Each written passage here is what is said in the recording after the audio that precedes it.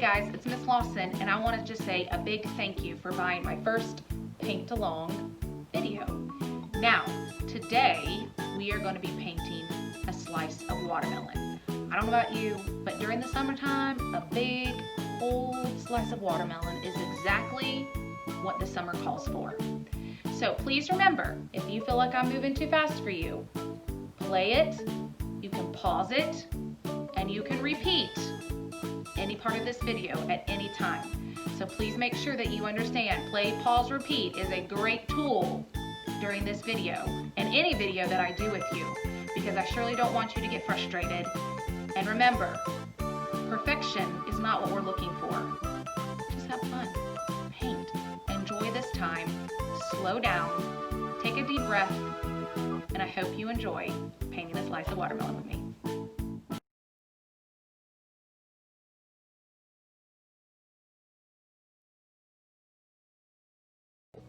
Okay, so I have evenly distributed all the blue paint onto my canvas. Again, use that foam brush to spread it out, make sure there's no big clumps, because if you're letting it air dry, those big clumps will take longer to dry than not spreading out. So again, I did paint all my edges the same color, so make sure that if you're doing that, to make sure you lay something down on the table. Again, this is disposable. This is going to go in the trash, because all we needed to do is use it for the big part of our painting.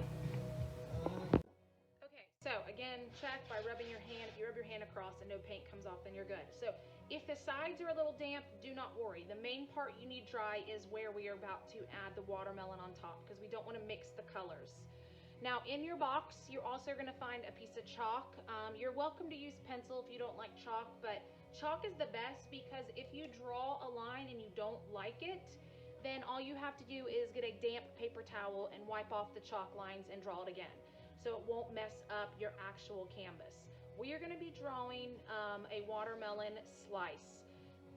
I'm not taking it all the way to the ends, and I do want to use the whole canvas. So like, I want to come down some from the top, and I want to leave a little space on the side. So my first is just going to be a straight line across. It's about a thumb's worth on the sides. And then I do want to make sure my slice comes down to the bottom. So all I do is mark a little dot. So that way, as I come down and around, I kind of want to try my best to, I don't have to hit it, but come really close to that little dot. So again, if you don't like the lines you drew, or if it's crooked or, whatever, get a damp, not a wet, but just a damp paper towel and just gently wipe. If you wipe too hard, it will wipe the paint off. So you just want to gently dab it and then gently dry it. So that's the best thing about chalk. So that is going to be the top of your watermelon slice. Again, I'm going to try to make that curve get close to that bottom dot. So a curve with a straight line. So your chalk can go off to the side. We're done with our chalk. Now we're going to be using the green brush. Now you do want to make sure that every time you switch colors, you do use your water. You want to make sure that you gently rub or bounce it off the bottom, and then always dab it on your paper towel. You don't want wet paint, because wet paint tends to run, and if you are on an easel, your paint would run down the canvas. So you want to keep it as dry as possible. You can even have a paper towel in hand just to make sure that it is completely dry. We are going to start with our light green, and we're going to go right over that chalk line. I don't want to see the chalk. Now, if for some reason you do see it once it's dry, you can again take the damp paper towel when all your paint is dry and just wipe it off. I'm going to make this rather thick. So I do want to make sure I'm spreading all that out. I'm not going across the top, just on the curve. So make sure you see that I'm only going on the curve. So I'm done with the green. I'm going to gently bounce it off the bottom, or if you hold your cup, do not tap on the side, because if you tap, water splashes and you could tip your cup over. So make sure that you are wiping off the extra water. Okay, we're gonna move to white. Now I'm gonna go right up next to that green with this white. If it gets a little green into the white, no big deal, because technically there's not a white part of your watermelon. It tends to be a light green. I don't want to mix them, but I do want to see it right next to it. I don't want to leave any space.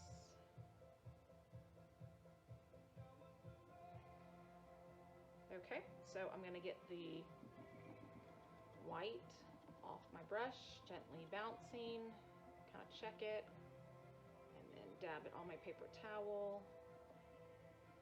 Okay, now we're going to go to our red, and I'm going to draw that top line. I'm going to trace over it with my red because I do want to cover it up with that red.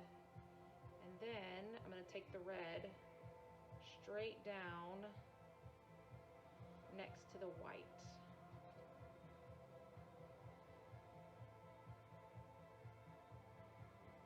If it picks up a little white, that's okay.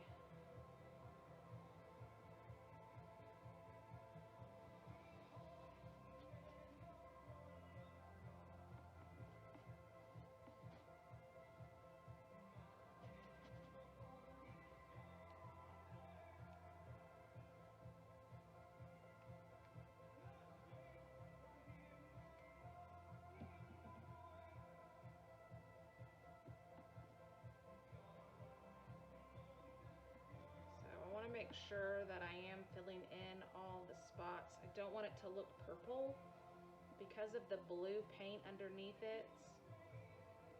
It tends to, because red and blue make purple, it can look purple if I don't cover all of this up.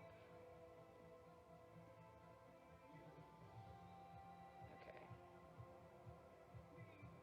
Now this layer will need to dry before we add the last two details, the seeds and the detail to the outside.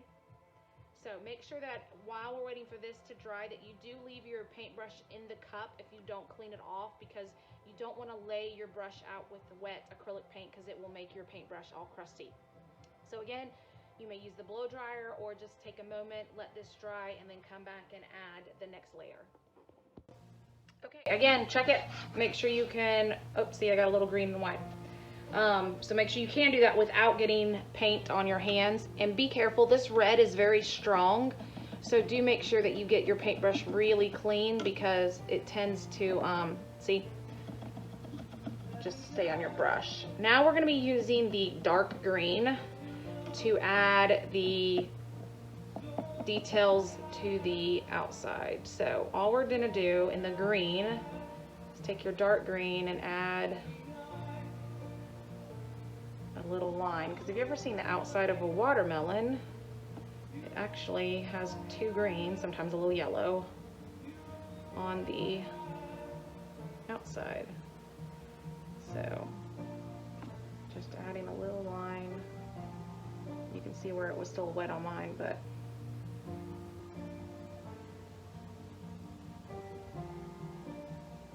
okay, so that's all we're done with the green. Now get the green off your brush. Now there's two ways to add your watermelon seeds. You can use your paintbrush, and you're just gonna kind of draw them on there with your paintbrush. Just kind of blob it on. I mean, seeds are all different shapes, so you can just kind of little dabs of black, or another way to do it that we've done it with in my classroom is actually using your pinky. Now you gotta be careful, not your whole pinky, not your whole hand, not all your fingers. You just want to use the tip of your pinky, get a little paint, and dab it on there. Now the cool thing about this is every time you look at your watermelon, you can see that that is your individual print. So there's two ways to do it. They're both really cool. It's up to you. So do make sure before you start touching anything to get the black paint wiped off your finger. And this is the last layer of paint. So you may want to blow dry it one more time before you hang it up. Now, one thing that you do need to remember is signing your art. Now, you gotta be careful because the paintbrush we have, it's technically way too big for you to try to sign with your name. You'll end up just putting your name over the whole canvas. We don't wanna write it on top. We don't wanna write it over our picture. We wanna write it on one of the corners. So pick a left or right corner. It's up to you. You can use a pencil, but it'd be kind of hard. The best thing to use if you have a small brush and you can paint it is a Sharpie. So I'm just gonna go to the right bottom corner, and you can write your full name, or you can write your initials, however you would like to. So that's important. Do not forget to sign your art, because when it's hanging on the wall, you wanna make sure we all know who created this masterpiece. So your paint palette, this is disposable. You can throw that away. Paper towel can be thrown away. Dump your water in a sink and throw your cup away. The one thing or two things you do want to keep is keep your green brush. And if you got any chalk is really great to use. Just in case you do another paint along kit, you want to have these to use. Everything else is disposable, and then you can make sure that you hang your wonderful masterpiece up on your wall. Check my other summer paint alongs. I have 3 of them: the watermelon, the lemon, and the popsicle. So you can pay to get all 3 links, or you can pay to get another canvas or on watercolor paper. There's different ways to paint with Miss Lawson. All right, guys, I hope you enjoyed painting with me. You did it. You finished it. You have created a masterpiece. Now, don't go run and hang it on your wall quite yet. Give it some time to dry. And I hope you signed your masterpiece, because that is one of the most important things as an artist that we need to do. So when it is hanging on that wall and someone walks up and says, "Look at this wonderful watermelon, who painted it?" There's your name, big, bold, and proud, because you have finished the first one. Now, I hope you join me in doing some of the other summer series. I'm not going to tell you what it is. I gave you a sneak peek, and I hope you join me in purchasing a few more paint-alongs, and then you can hang them as a group up on your wall together. Again, thank you for purchasing this. I hope you enjoyed painting with me, and I'm really proud that you have taken the time to try something new, or to continue working, because practice is what makes us better. All right, guys, hope you enjoyed this. See you later.